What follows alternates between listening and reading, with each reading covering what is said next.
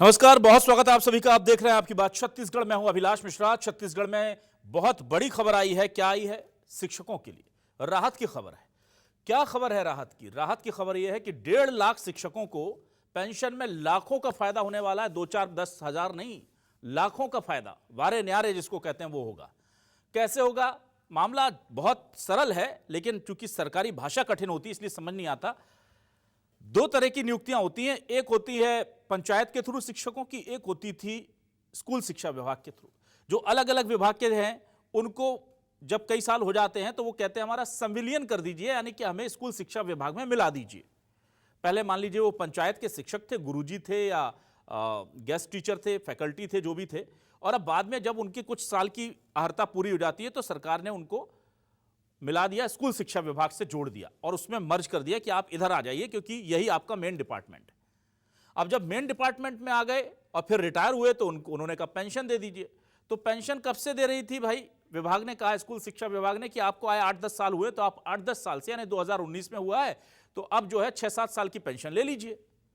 तो उनमें से एक शिक्षक साहब कोर्ट चले गए कि भाई मैंने तो 20 साल नौकरी की, 25 साल नौकरी की और मुझे 9 साल की पेंशन मिल रही है।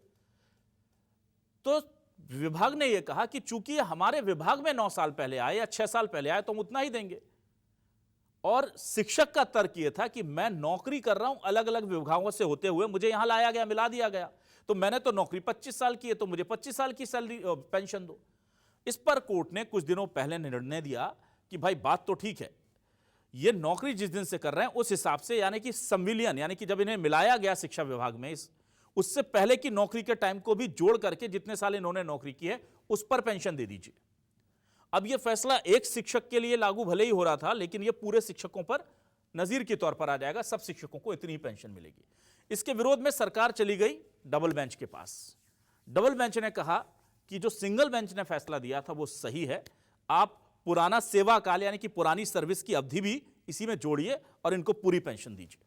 अब शिक्षकों को मिलने जा रहे हैं लाखों रुपए। आप सोचिए, अभी 2019 में संविलियन हुआ है और उससे पहले की पूरी जॉब का उनका पैसा जो रुक जा रहा था वो मिल जाएगा। पर एक डर भी है कि कहीं सरकार या शिक्षा विभाग इनके खिलाफ सुप्रीम कोर्ट तो नहीं चला जाएगा, फिर से कोर्ट कचहरी के चक्कर तो इनको नहीं लगाने होंगे। इन्हीं आशंकाओं के साथ शुरू करते हैं आपकी बात।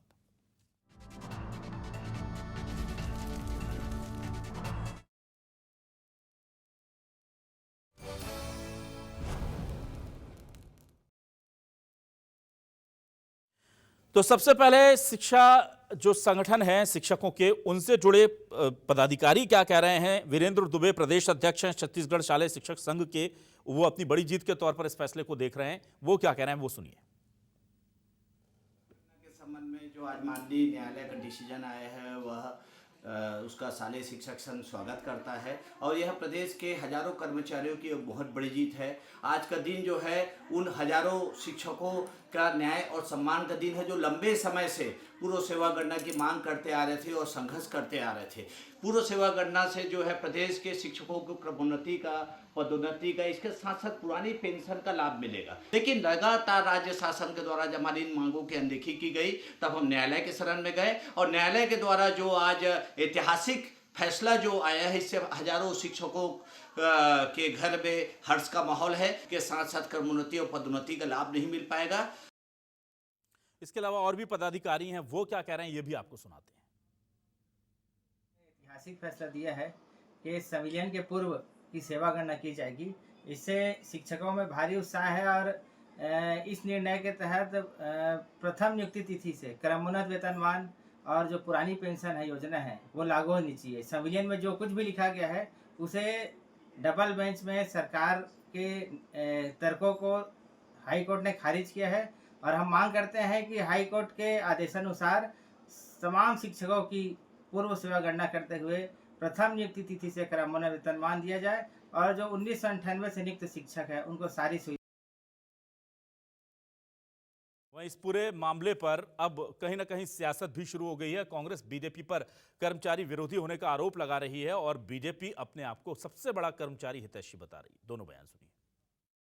बिलासपुर हाईकोर्ट ने छत्तीसगढ़ सरकार को एक बड़ा झटका दिया है। छत्तीसगढ़ सरकार ने शिक्षकों के खिलाफ यह निर्णय लिया था कि जो शिक्षक सेवा अवधि, जिनकी नियमित सेवा अवधि के पहले जो अनियमित शिक्षक के रूप में काम कर रहे थे, उनको उस सेवा काल को सेवा अवधि में नहीं जोड़ा था। तो शिक्षकों ने इसके मामले को लेके हाई कोर्ट में अपील लगाई थी, उनके पक्ष में फैसला आया है और यह राहत का विषय है कि शिक्षकों को ओल्ड पेंशन स्कीम का फायदा मिलेगा या एनपीएस में रखे। लेकिन भारतीय जनता पार्टी की सरकार दबाव बना के कर्मचारियों को ओल्ड पेंशन स्कीम से बाहर करने का षड्यंत्र से कर्मचारियों को बधाई देती है शिक्षकों की, तो उनकी जो मेहनत थी वह रंग लाई। बता दूं कि कांग्रेस ने आरोप लगाए हैं और बीजेपी ने सीधे तौर पर इस पर कहा है कि हम शिक्षकों के साथ हैं।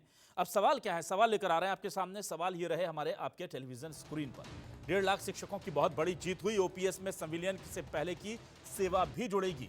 हाईकोर्ट में शिक्षकों के पक्ष में फैसला आया 2 बार कि अब सुप्रीम कोर्ट जाएगी सरकार।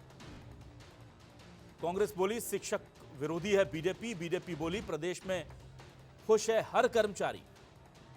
छत्तीसगढ़ में 1.5 लाख शिक्षकों की पेंशन में होगी बंपर बढ़ोतरी। क्या फैसले के खिलाफ सरकार सुप्रीम कोर्ट जाएगी? सबसे बड़ा सवाल यही है। इस पर बातचीत करने के लिए मेरे साथ 3 खास मेहमान जुड़ रहे हैं। हमारे साथ कांग्रेस से वरिष्ठ नेता प्रवक्ता रुपेश दुबे जी जुड़ गए, उनका स्वागत करूंगा। हमारे साथ छत्तीसगढ़ शालेय शिक्षक संघ के प्रदेश अध्यक्ष वीरेंद्र दुबे जी जुड़ गए, उनका स्वागत करूंगा। और वरिष्ठ पत्रकार धनवेंद्र जायसवाल जी हमारे साथ जुड़ गए, उनका स्वागत करूंगा।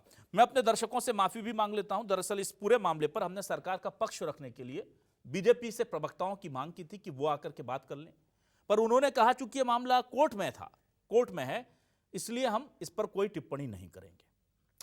कोर्ट में है, ये स्वयमेव सिद्ध कर देता है कि सरकार इस मामले को, कोर्ट के आदेश को मानने के मूड में नहीं है, क्योंकि कोर्ट ने तो कह दिया कि आपको करना है। इसका मतलब है कि शायद सरकार ये मन बना रही है कि इस मामले में अभी कोर्ट में और फिर से लड़ाई लड़ी जाएगी। अब मैं आ जाता हूं जल्दी से, ये नाम गलत चल रहे हैं, मैं गुजारिश करूंगा नाम ठीक कर लें। वीरेंद्र दुबे जी के पास आ जाता हूं। वीरेंद्र जी, मैं आपके पास आ जाता हूं। वीरेंद्र जी, मुझे ये बताइए, ये जो बार बार खुशी मिलती है आपको और फिर आकर के कोर्ट का मामला आ जाता है, फिर अब खुशी मिली है और अब फिर से प्रवक्ता ना भेज करके सरकार ने एक तरह से इशारा दे दिया है कि ये मामला कोर्ट में है, तो आप मतलब कोर्ट के लिए फिर से तैयार रहिए अब लड़ाई के लिए।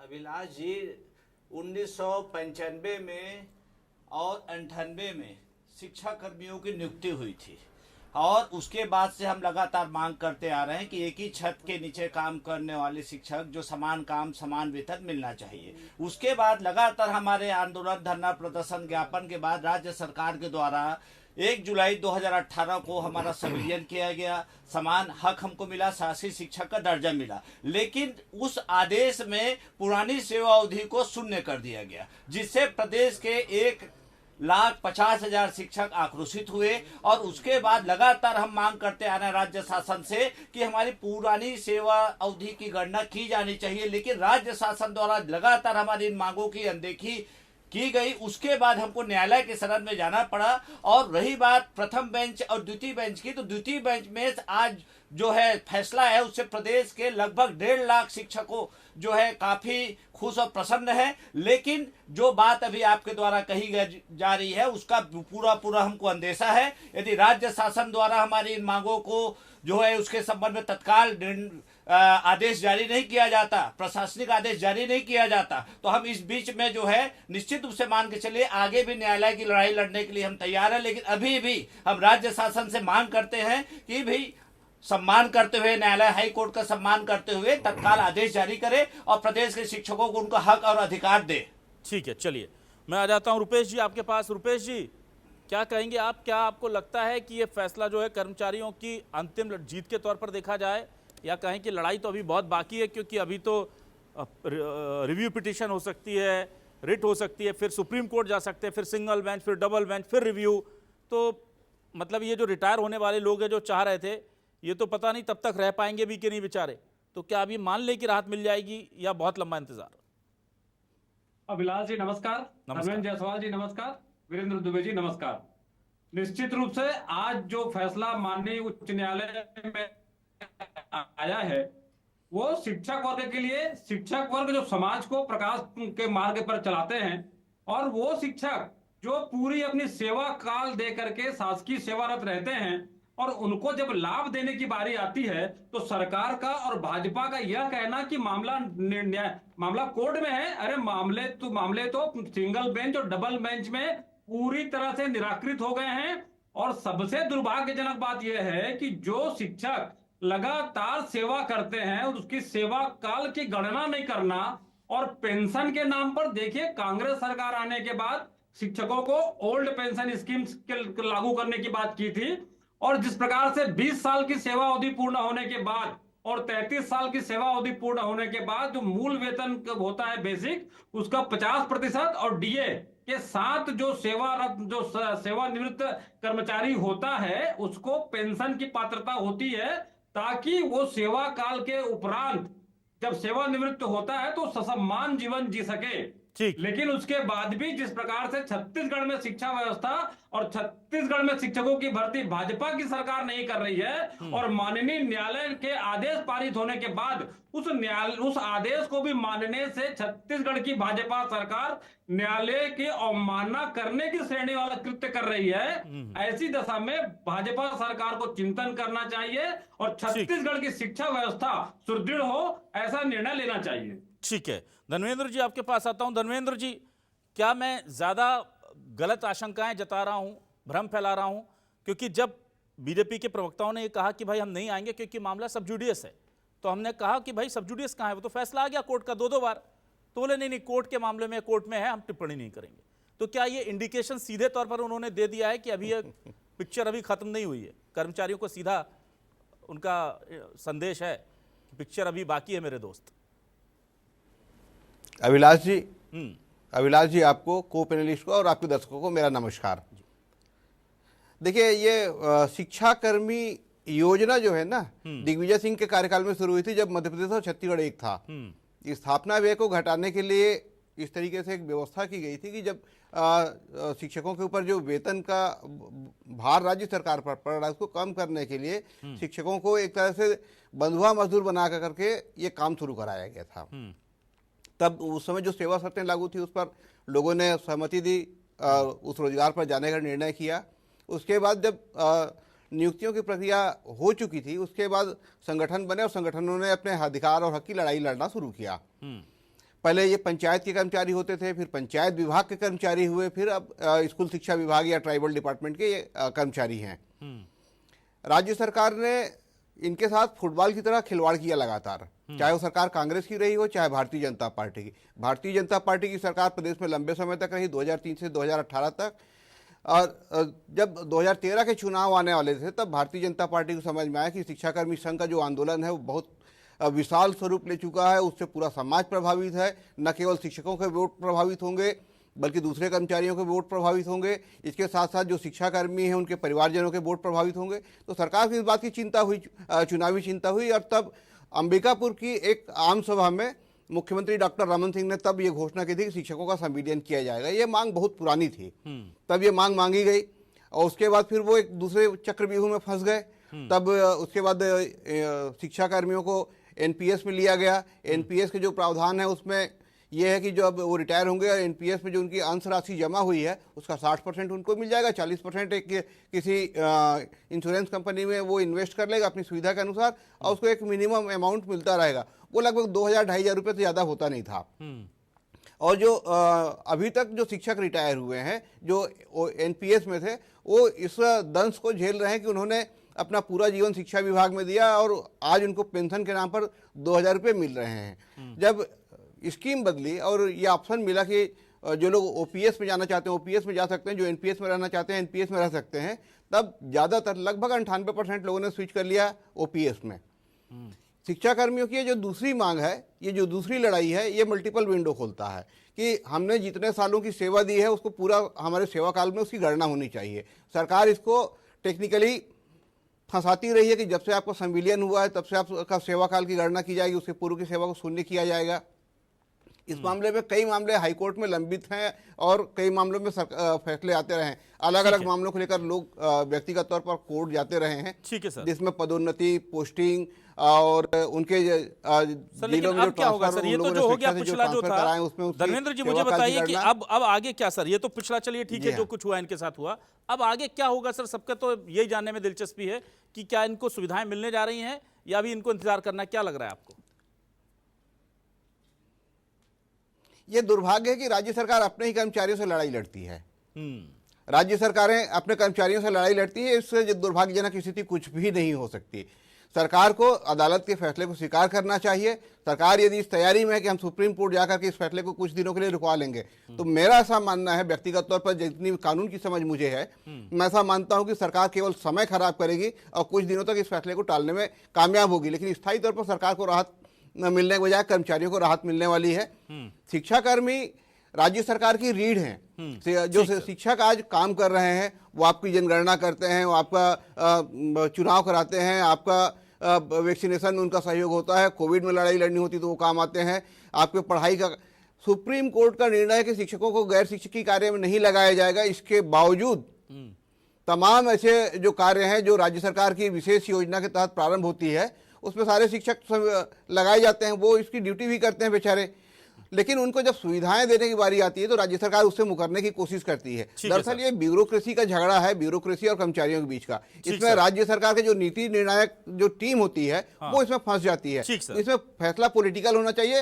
राज्य सरकार के जो मंत्री हैं, मुख्यमंत्री हैं, उनको कैबिनेट में इस पर चर्चा करनी चाहिए और अधिकारियों के जो सुझाव है, जो कर्मचारियों को सरकार के खिलाफ खड़े करने के जो फैसले हैं, उसको कराने से बचना चाहिए। ठीक सर, चलिए मैं वापस आता हूं। वीरेंद्र दुबे जी, देखिए एक बहुत महत्वपूर्ण सवाल तो यही है कि अब अगर कोर्ट में फिर से जाना पड़ेगा, ये लंबा लगेगा मामला, क्योंकि अगर मान लीजिए सरकार ने तय ही कर लिया, जैसा कि आशंकाएं हैं कि भाई इस फैसले को अभी एग्जीक्यूट नहीं करना है, तो आपको पता है लीगल टर्म्स एंड कंडीशन बहुत ज़्यादा लेंदी हो जाती हैं। बहुत सारे ऑप्शन है, बहुत सारे ऑप्शन, और वो ऑप्शंस अगर इख्तियार कर लिए जाते हैं तो फिर आप लोग कैसे सरवाइव करेंगे, क्या करेंगे? क्योंकि फिर अभी तो मुझे नहीं लगता कि जो अभी भी लोग हैं उनके भी रिटायरमेंट तक कुछ होने वाला है। फिर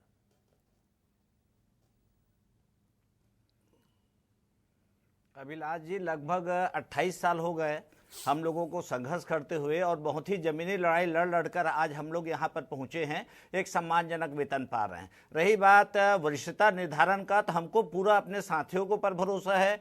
हमारे साथी जो हैं, चूंकि बहुत ही कम वेतनमान से आज इस जगह में पहुँचे हैं, और इसमें हमको यह लगता है कि हम तो प्रथम चरण में यही मांग करेंगे माननीय मुख्यमंत्री जी, शिक्षा मंत्री जी से कि भाई आप तत्काल माननीय न्यायालय का जो निर्देश आया है उसका पालन करते हुए, इसको संज्ञान में लेते हुए आदेश जारी करें, और यदि आदेश जारी नहीं करेंगे तो हम सड़क से लेकर न्यायालय तक का पुनः लड़ाई लड़ेंगे और सरकार को यह विवश कर देंगे, इस स्थिति में ले आएंगे कि भाई आपको पुरानी सेवा अवधि की गणना करना पड़ेगा। मैं इसलिए इस बात को कह रहा हूं क्योंकि जब हम लोगों का पुरानी लड़ाई है, जायसवाल जी जानते हैं बहुत अच्छे तरीके से कि हम लोगों ने बहुत ही निम्न वेतनमान से आज इस जगह में हम आज पहुंचे हुए हैं, और लगता है मुझे कि ओपीएस और एनपीएस में जिस तरीके से सरकार हमको उलझा कर रखी है। और आपको एक चीज और बताना चाहूंगा कि पिछले दिनों जो हमारे साथी रिटायरमेंट हुए हैं, 10,000 की संख्या है जो उस पेंशन के दायरे में ही नहीं आए। उनका वेतन जो पेंशन बनना है 1,500 2,000, तो आप बताइए अभिलाष जी, 1,500 2,000 में कोई व्यक्ति कैसे सर्वाइव करेगा, कैसे अपना घर परिवार जो है वह चलाएगा? तो मुझे लगता है कि सरकार को इस पर निर्णय लेना चाहिए, मानवीय दृष्टिकोण से लेना चाहिए, संवेदना उनके अंदर में होनी चाहिए, और यदि नहीं लिया तो हम सुप्रीम कोर्ट की भी लड़ाई लड़ने के लिए तैयार है, और सड़क की लड़ाई के लिए तो हम पहले से ही तैयार हैं। ठीक है, रुपेश जी मैं आपके पास आता हूं। रुपेश जी देखिए, बहुत सिंपल, और मैं आपको पता है मैं बिना लाग लपेट के बात करता हूं। कांग्रेस जब सत्ता में थी तो आप लोग भी मुझसे नाराज रहते थे, अभी बीजेपी रहती है, लेकिन मैं सीधे पूछता हूं कि यह मामला थोड़ा सा अगर इसको टाल दिया जाए, थोड़े दिन तक इसको कोर्ट में लटका लिया जाए, और चुनाव के आने के ठीक एन पहले फैसले को स्वीकार करके बोला जाए कि ठीक है हम देते हैं, तो ये ज्यादा फायदेमंद रहेगा बीजेपी सरकार के लिए। यही गणित कहता है, चुनावी गणित। तो क्यों अभी दे दें भैया, 2 साल पहले पैसा लगेगा, इतना सारा दिक्कतें हो जाएंगी। तो सियासी गणित तो यही कह रहा है कि अभी तो इनको खींचने दो, टलने दो, इनको लटका के रखो। चुनाव से पहले हो सकता है, अगर इनकी किस्मत अच्छी रही तो चुनाव से पहले कहा जाएगा कोर्ट का आदेश सिरोधार्य है, अक्षर से पालन करने जा रहे हैं हम कर्मचारियों के हित में बड़ा काम कर देंगे, तो हो जाएगा। फिर ना आपके पास मुद्दा रह जाएगा, ना आप कर्मचारी विरोधी कह पाओगे इनको, और यही कर्मचारी फिर बल्ले बल्ले करके माला डाल देंगे और फिर आपको दिक्कत हो जाएगी। तो ऐसी स्थिति जो कि जैसे कई बार फंसा देते हैं मास्टर स्ट्रोक चल के बीजेपी वाले, आपको प्रियंका जी ने बोला था कि चाणक्य भी देखते तो शर्मा जाते, ऐसी स्थिति बन गई तो कांग्रेस क्या करेगी?